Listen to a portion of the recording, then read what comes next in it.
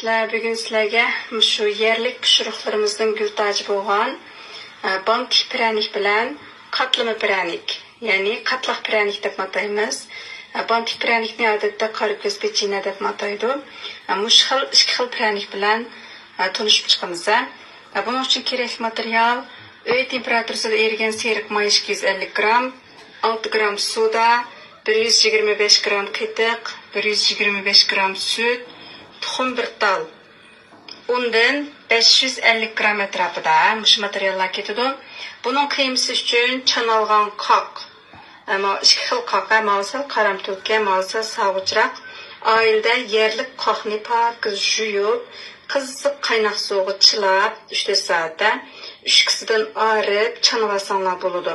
Odatda pishiriqxona ochadigan xonimlar shu qoqniki tayyor. Azgini bor, xaltiliq qaqqiyami bor, shuni ishlasanlarmi bo'ladi, qo'l tutmaydi. Oldi bilan qilgan ishimiz seriq mayga sudani silib, mashinada yaxshi ko'ptirib olamiz. Mashinasi yo'q xonimlar qo'l ko'ptirish bilan ko'ptasanlarmi bo'ladi yoki qo'linglar bilan yaxshi eylab yumshatib olamiz ham shu mayni. Seriq may bilan sudanimi yaxshi ko'ptirib oldik. Endi bir tal tuxumimizni silib yaxshi ko'ptiramiz. Undan keyin süt bilan qatiqni quyib aralashtirib olsak bo'ldi. Mana tuxumni silib yaxshi aralashtirib oldik. Mashinada ko'ptirib qo'ygan keyin paloq bilan aralashtirib oldim. Endi qatiqimiz bilan sütni quyib paloq bilan aralashtirsak bo'ldi. Andan keyin unni az-azdan silib xamir yo'g'irib olamiz. Xamir yo'g'irgan vaqtda qo'linglar bilan yoki bo'lmasa paloq bilan aralashtirib yo'g'irsanlar bo'ldi. Bek chandab yo'g'irmaysizlar. Unni tökкен vaqtda az-azdan tökimiz. 550 gram unning hammasini yeyishimiz mumkin, oz kelishimi mumkin yoki ortiq kep kelishimi mumkin. Mush ehtimollarni ko'z tutib turib xamir yo'g'iramiz.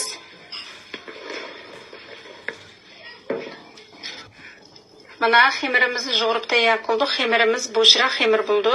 Mening bu xamirimga 580 gram un ketdi. Cho'qim 580 gram unning hammasi ketadi deyarlik emas. Uni sağa vaqtdan aytdim, avaylab silanlamsa. Bu xamirimizni 10 minut tindirib, ikki parchaga bo'lib, nefisroq qilib yeyib olamiz.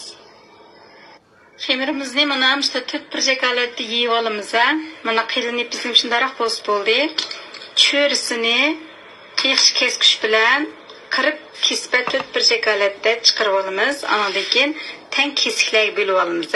Cho'qim cho'risini shundoq qiyiqchi kesgich bilan kesishimiz kerak. Mana qiyiqchi kesgich bilan teng kesiklarga ayirib oldik buni.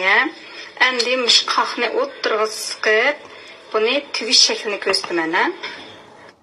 Mana qoqni xaltiga ilib, qaymoq siqish xaltasiga ilib, işte soyan holatda siqib oldik. Endi buni tugish usuli bek oson. Mavchini mundaq ekilib, mavchini mundaq qilamiz. Kichik bo'g'aq ballarni yuvgan shaklga o'xshaydi mana. Bu shaklda qilamiz. Buning yuziga tuxum seriq surimiz-chimi? Buning yuziga yana oq shakarga yepishtiribmi bezigil bo'ldi. U xil shaklini ko'rsatib qo'yman. Men tuxum seriq sukaydigan bo'g'ashqa buni avval tizib ilib, andan keyin tuxum seriq surishimiz kerak. Hammasini bu shaklda raslaymiz. Mana bu bantik pechenlarimizni raslab bo'ldik. Ustiga buning yuziga tuxum seriq surimiz-chimi? Buning yuziga yana oq shakarga yepishtiribmi bezigil bo'ldi. U xil shaklini ko'rsatib qo'yman. Men tuxum seriq sukaydigan bo'g'ashqa buni avval tizib ilib, andan keyin tuxum seriq surishimiz kerak. Hammasini bu shaklda raslaymiz. Mana bu bantik pechenlarimizni raslab bo'ldik. Ustiga tuxum seriqni surimiz. Andan keyin o'ttirsa kunjut, oq kunjut yoki qora kunjutlarni nechta bo'lami? Sepib, shakl keltirib qo'ysanlar bo'ldi. Duxovkamiz oldin qisqashtirdi. Mening bioning duxovkasi asti 160, ustin 150 to'g'rilab 15 minut atrofida pishirib olaman buni ham. O'zinglarning duxovkasining ahvoliga qaranglar. Cho'qim gradus deyarlik emas. Bu pishib chiqqancha yana bir xil shakli bilan tunishimiz. Tuxumni seriqni surgan vaqtda mush ochiq yerlarni hammasi surksanlar bo'ldi. Yana bir xil shakli qatlaq pechina. Qatlaq pechinaning shakli mana bu shaklda bo'ldi. Buningki bir qismini boyagi bantik pechinaga o'xshash ma'qul shaklda siqib, bantik pechinaga o'xshash tugib, buni şeker besitimiz. Katlaq pechenninkini qaqni sal jiqaroq sıqamiz buningda. Sıqqandan keyin endi bunimdaroq ekilib bitib. Oldimizdan mana shu 3 yerini ekilib bundan qatlaymiz. Mana. Qatlagan vaqtlarda diqqat qilgan masala qaq tekshi yeyilish kerak. Miyaga bundaroq chiqish kerak. Mana cho'kining yordamida qilsanglar bo'ldi. Agar chiqmay qolsa. Mana endi buni avaylab elib shekarga bosamiz.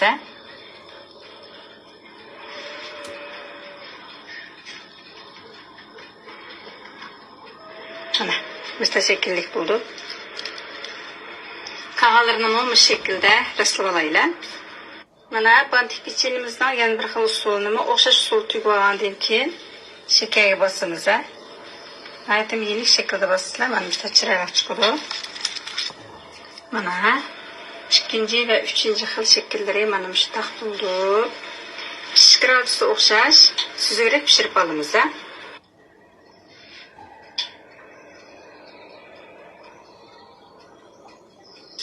Mana bu tuxum serka bilan bezgan qarko'z pechenimiz pishib chiqdi. Shunchalik chiroyli ham intayin yumshoq bu pechena. Bekli mos-mos. Faqat qisanglar xemirda shakar yo'q. Shakarsiz pishiriq qilib sassanglarmi bo'ldi. Mana bu qatlaq pechenlarimiz pishib chiqdi. Bek chiroyli pishibdi. Mana bu bantik pryanikning yana bir xili ham. Faqat qolgan masala buni xuddi shakar pryaniklarga o'xshash qiziq vaqtida ajrataymiz. Bo'lmasa shakar erib ketadi o'jima.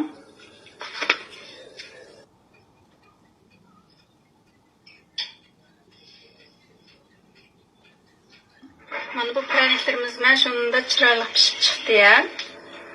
Bo'lib bu oq shakarga bosqinimizni pishagan vaqtlarda gradusga diqqat qilinglar, bek uzun turib qizirib ketib qolmasin. Buni aytib bir yumshoq bir pryanik bo'ldi. Ushtikan. Ko'rdinglarmi yumshoqligini shunchalik eslar. Yaxshi foydalanishinglarni umid qilaman dars tamom.